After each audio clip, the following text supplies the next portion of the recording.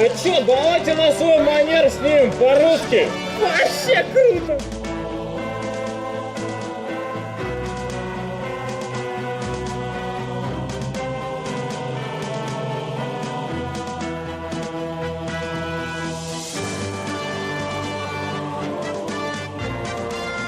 Они все равно схавают все.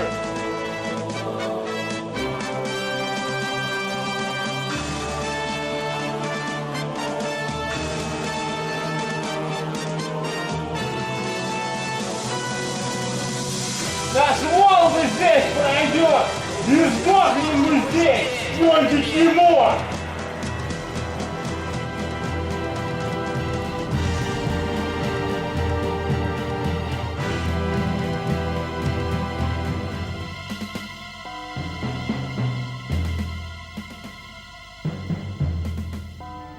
Кинематограф в России зародился в 20 веке и представлял из себя уникальные техники монтажа, а также неординарный подход. Вклад российских пионеров от искусства в мировой кинематограф невозможно отрицать.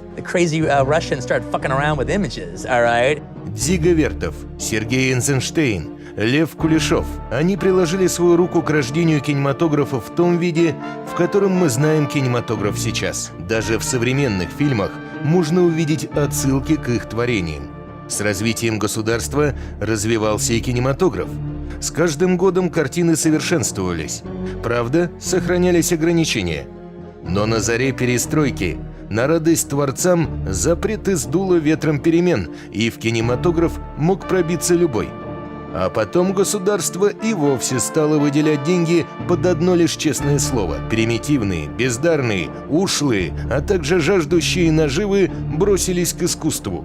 Ведь кино стало лакомым кусочком для обогащения за счет обычного зрителя, рекламы с экрана, а также за счет государственных субсидий.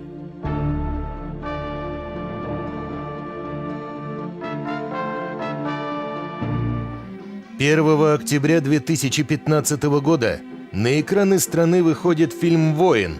Самый ожидаемый отечественный фильм осени. «Воин». «Воин». Фильма «Воин». Спортивная драма «Воин». Драма «Воин». Фильм «Воин». «Воин». «Воин».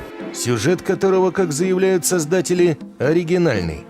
Чтобы подтвердить или опровергнуть это, к делу подключили сыщика, и даже видавшие виды плагиата глаза застыли в изумлении.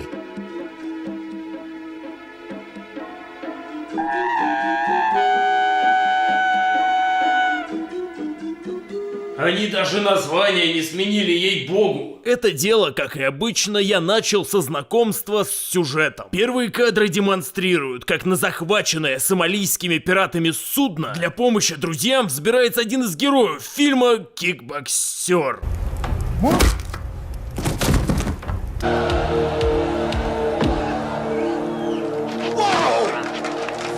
Вот это скорость. На самом деле, когда я только начал это дело, мне не показалось, что фильмы похожи. Смотрите сами. Персонаж Тома Харди загнанный, но суровый человек. Персонаж Сергея Бондарчука дегенерат. Своих не бросят. Пацаны, вы здесь? Здесь-то мы здесь. Ну нахрена ты в дверь-то полил? Его друзья тоже умом не блещут. У них есть оружие, правда они бегут, не прикрывая друг друга. Пока очередь из 2 калашей в грудак не приводит одного солдата в чувство.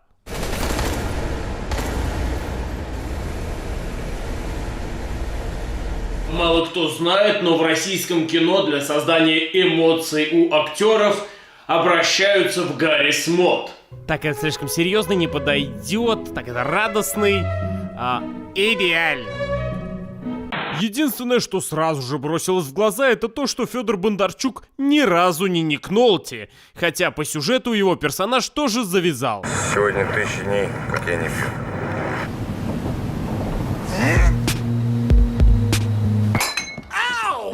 По материалам дела о плагиате сыщик выяснил, что в фильме «В порту» отец встречает сына, которого зовут Роман. Родственники немного конфликтуют, и между строк становится ясно – у Ромы есть брат Слава. Внезапно выясняется – братья давно не общаются. И мне это, как и свидетелям, показалось знакомым. История снята по другому оригинальному сценарию. И... Ой, блядь. Ой, сжимать нельзя, да? Брешет, подумал я, и доказать я это мог, лишь обратившись к архивам. Сюжет напоминает оскароносный фильм «Боец» с Томом Харди, однако после завязки история разворачивается по абсолютно оригинальному сценарию. После завязки практически, да, начинает развиваться по абсолютно самостоятельному маршруту. Значит, версия вранья пока не подтверждалась, только до завязки. Но расслабляться было рано. Ведь на эшафот российского киностроения вышел другой брат по имени Слава.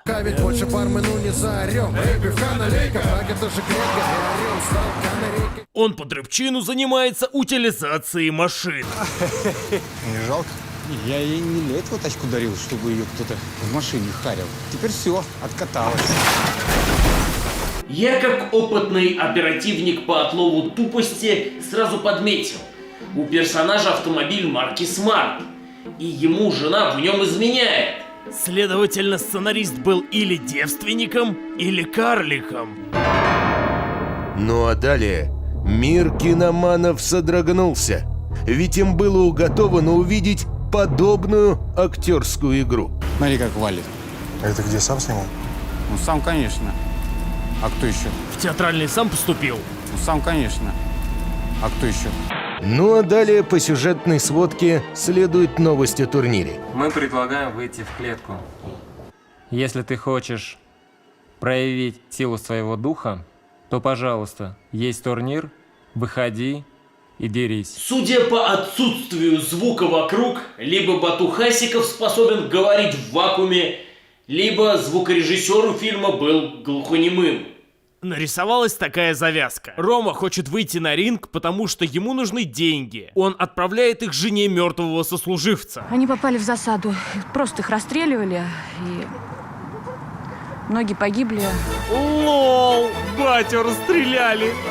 При этом история про какую-то засаду к фильму вообще отношения не имеет. Но второго брата заставляет задуматься о турнире несколько причин. Первое — это унизительная работа жены.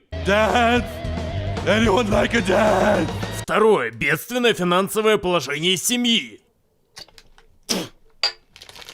Не, ну а чё? Российская действительность.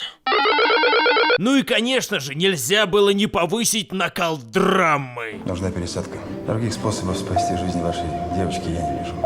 У персонажа умирает родная дочка. Если умрет, значит умрет. Но это еще не все. Чтобы спасти дочку, Славе надо драться. И тут есть одна деталь. Что если вот сюда вот ударить, он умрет? С помощью скрытой камеры следствию удалось узнать, что существовало еще несколько вариантов развития событий. У Славы отсутствует рука.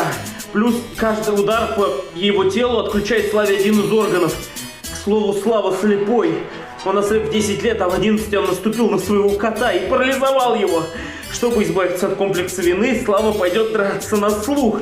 И если сможет подняться из инвалидного кресла, или он выйдет драться на кресле. Создатели «Воина» говорят о том, что их фильм совсем другой. Главное тут эмоции и чувства, и героев, и зрителей, а вовсе не эффектные моменты боев. Да, эмоции действительно нагнали «Будь здоров». Покопавшись в сценарии, я выяснил, что создатели добавили сюжетные линии, которые не влияют ни на что и абсолютно не нужны. Например, травму Славе, после которой он может умереть от одного удара в затылок, с помощью лома нанес, кто бы вы думали, его брат Рома. И это никак не повлияет ни на что. Также российский ремейк привнес свое в актерскую игру. А сможешь? Если ты меня будешь тренировать, смогу.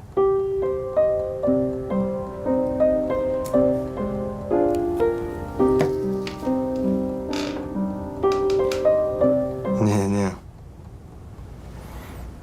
Ты просто тренер. Серьезно. Только тренировки.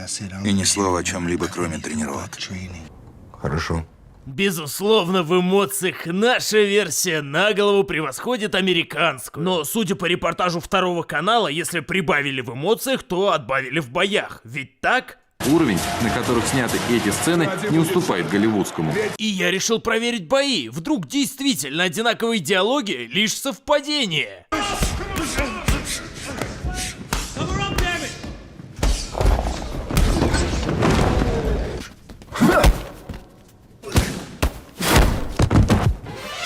Ошибки быть не может. Сценарист виновен в плагиате. Сыщик объявил план перехват. Откуда у тебя шарик? В камере дали. За хорошее поведение. Я объясняю. Это абсолютно разные фильмы. У них персонаж бьет левой рукой. У нас правой. Вы право-лево не путайте, пожалуйста. У них один из главных героев работает учителем. Да какой четкий пацан пойдет работать учителем? Он же не ботан какой-то. То ли дело у нас. Где моя тачка? Это она, да? Кто это сделал? Я это сделал. И чё? И чё? Не, ну, нормальный мужик.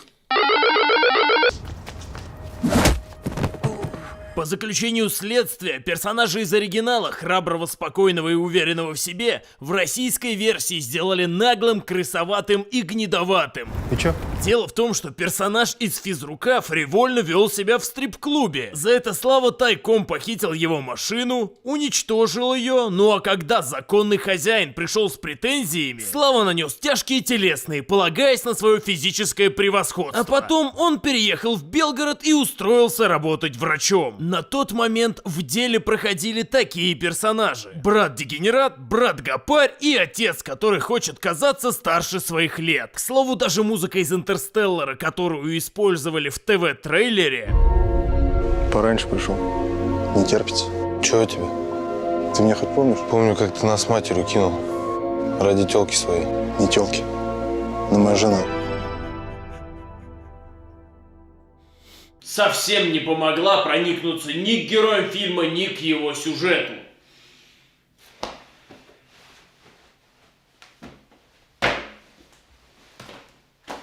Сука! Создатели фильма у меня уголовный кодекс украли! А почему они? Ну, ты же видишь, они ничем не брезгуют! Если копнуть, я уверен, можно найти факты того, что они украли кого-то прямо из кинозала во время показа. Но вернемся к делу. Слава начинает свой путь к турниру, чтобы спасти дочку. Для разогрева он дерется в доках. Драки, к слову, на уровне видосов с Ютуба, когда ребята достигают слоумо не с помощью эффектов, а с помощью алкогольного опьянения. Первый бой Слава сдает, но оказывается, что против него дрался чуть ли не флагман того самого предстоящего Fight Night. Вот так мегатурнир оригинала превратился в турнир уличных бойцов.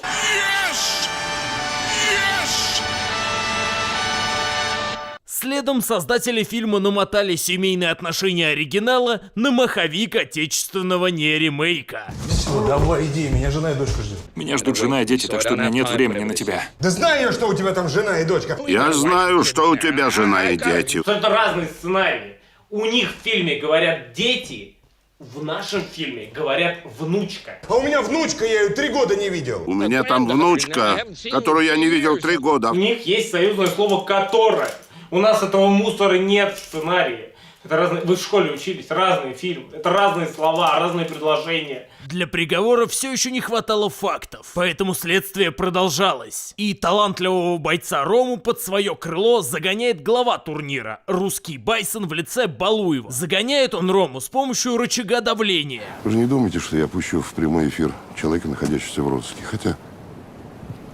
Кадры задержания, маски-шоу, там он работает. Байсон ставит условия. Рома должен выиграть турнир. Иначе все узнают, что Рома дезертир. Зачем это нужно Байсону, не ясно. Также не ясно, зачем сценаристы сделали дезертиром человека, который самолично, судя по всему, доплыл до судна с пиратами, взобрался и освободил друзей. Чтобы распутать этот жуткий, запутанный клубок лжи, сыщик вновь обратился к архивным кадрам, сделанным скрытой камерой в квартире сценариста перед задержанием.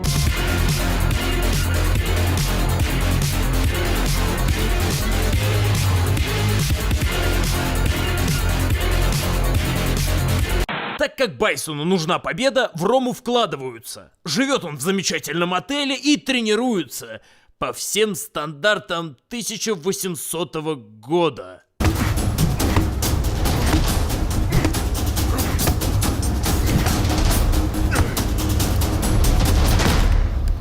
Что они делают? Неужто дальше тренер на своего ученика собак спустит? 15 секунд тебе форы. 10. Побежал. Кто ушел из этой банды первым? Как тебя звали? Куда тебя звали? Герой. Кто ушел из этой банды? У создателей этого фильма суровое расстройство. Они путают крутость и тупость. Я, конечно, понимаю, что на этот раз сдирают, но, тем не менее, у Рокки была понятна специфика. Несмотря на то, что он тренировался и с грушей, чтобы как бы понять воздействие кулака на мясо, он еще тренировался с тушами. Это можно как-то оправдать. Но в войне-то как это помогает организму подготовиться к боям? Почему создатели не пошли дальше, подумал сыщик. Неужто их что-то спугнуло? Сколько вариантов тренировок было изначально?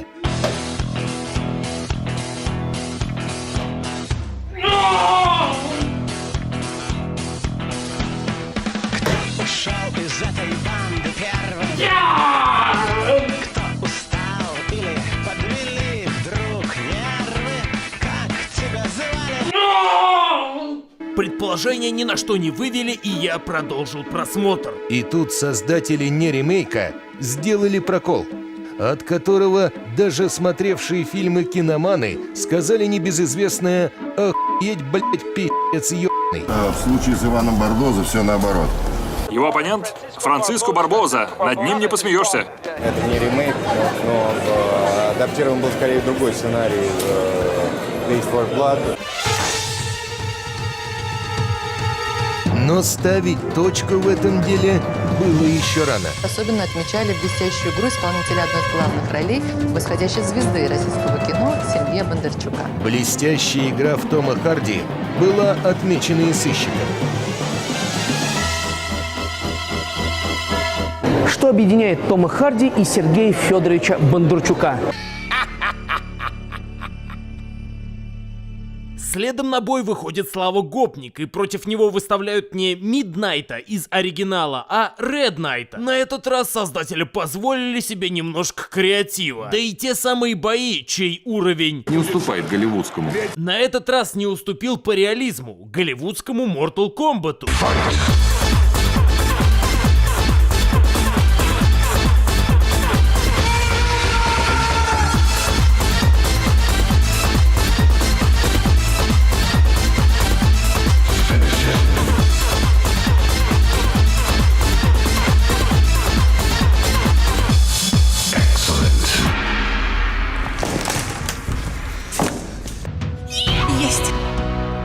По факту домогательств лживой рекламой и по факту наглого плагиата были опрошены свидетели. Да я на самом деле сам виноват, я второй раз уже попадаюсь.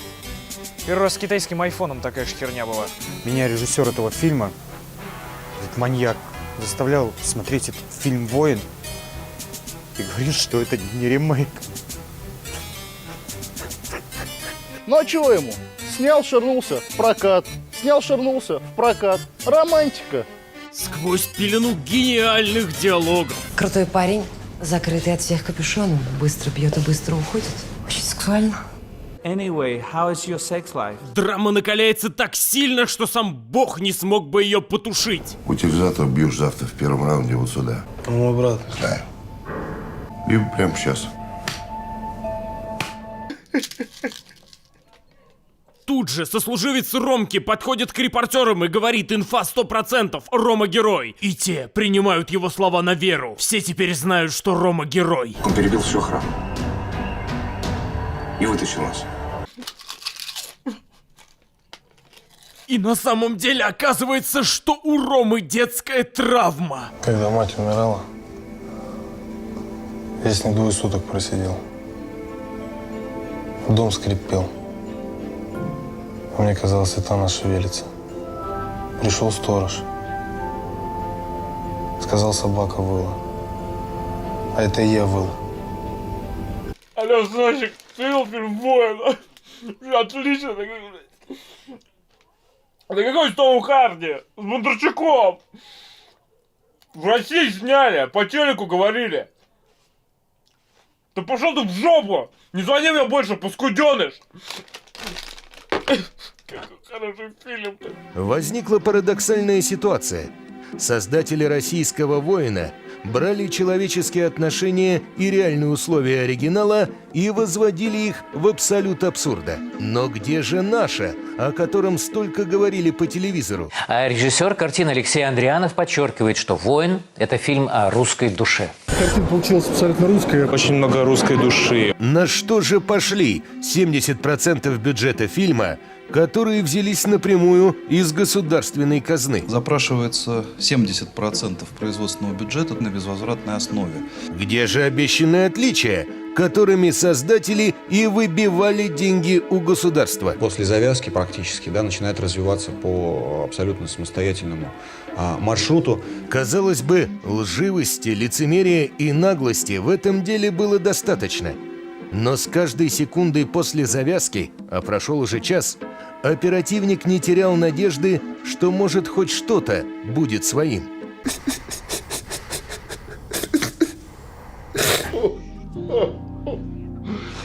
Потерялись мы. Потерялись. Мы потерялись. Потерялись, Томми. Историю адаптировали под нашего человека, и получился новый жанр, такой спортивная драма.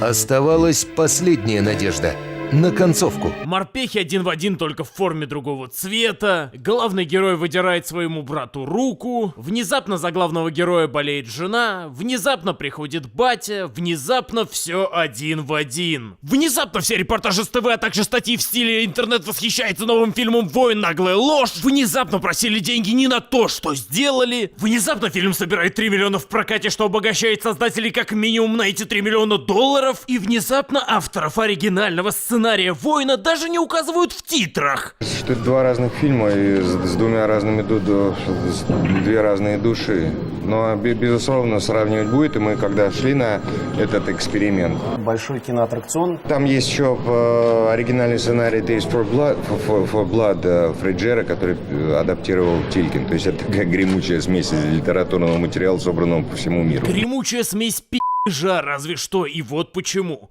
Оставим сценаристов оригинального «Воина». У них украли сценарий и их забыли. Всю вину в копипасте продюсеры свалили на Дэвида Фреджера. Дескать, он продал такой сценарий, и это факт. Сценарий-то он продал. Только вот о российском фильме «Воин» он даже не слышал. А как ему услышать, если отечественные киноделы закрыли доступ к просмотру трейлеров своего фильма для всех стран, кроме России? Видимо, чтобы никто не узнал, как оригинальны бывают сценаристы в России. А тот самый сценарий «Taste for Blood» ничего общего с фильмом «Воин» не имеет. Сценарий, судя по твиттеру его автора, отличается на 100%. Видимо, поэтому Фреджера также не указан в титрах отечественного не-ремейка. В титрах есть лишь сценарист Сталинграда, который вместе с продюсерами решили передрать американский сценарий «Воина» один в один, снять на государственные деньги свою подделку и даже, сука, слогана собственного не придумать. Я считаю себя оговоренным. Оговоренным. Оговоренным или оговоренным? Ты же сценарист! Не виноват я! Бондарчук сам пришел! К слову, создатели ремейка в Индии постыдились врать про какие-то там написанные оригинальные сценарии. И в титрах честно указали создатели оригинала. Может быть, и поэтому их фильм не такое дерьмо, а вполне годный ремейк, с добавлением национальных особенностей, за которые не стыдно. Тем временем в нашем не ремейке Рома дерется с братом. На уровне спорт-боевичков 90-х. Рома, хоть брата своего и ненавидит, тем не менее дерется честно, что и выводит из себя Байсона. Дезертир поганый, сказал же, куда бить. Сказал, куда бить? Тебе что надо? Тебе, сука, жизнь человека вообще ничего не значит. Какой же ты говно, Куликов. Я увольняюсь. Давайте на секунду сейчас забудем. Вот забудем, это ремейк, не ремейк, вот эти вот Это другой фильм. Ну, давайте забудем все. Сейчас забыли. Это другой фильм. Сейчас все забыли. Это другой фильм у нас. И, он же учит хорошему. Ну, ты смотри, он же учит, согласись, он же учит хорошему. Он говорит то, что, побеждать надо честно. Все нужно делать честно. Честность — это главное. Это же хороший посыл. Ну и, конечно же, концовка зеркально копирует фильм, на который не делали ремейк в России. Герой делает удушающий, и его брат сдается. Мы сегодня всех сделали, Бату, и всех сделаем в суперфинале. Я таких, как ты, к суперфиналу близко не подпущу. Судя по всему, Fight Night вместе с Бату Хасиковым еще с создателем деньги проплатили. Иначе как объяснить такой поток пафоса? Единственное, что не передрали создателя, так это музыку в ключевом моменте фильма.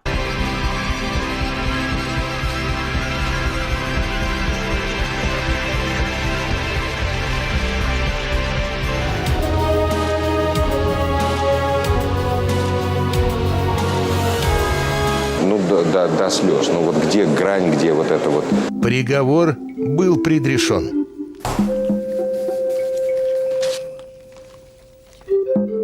Полковник Толя Постибайло, майор Толя Постибайло продолжает нести свою службу, и у него много дел. Но операция «Не ремейк» по-прежнему самое гнетущее воспоминание за все годы работы. Ходят слухи, что готовится снимать «Русский побег из Шоушенка». Один сценарист говорил, что пишет нашего Фореста Гампа, а безымянный продюсер сообщил, что готовит отечественного «Терминатора». Байки, конечно, но в них есть смысл. Ведь плагиат бессмертен и может принять любой фильм.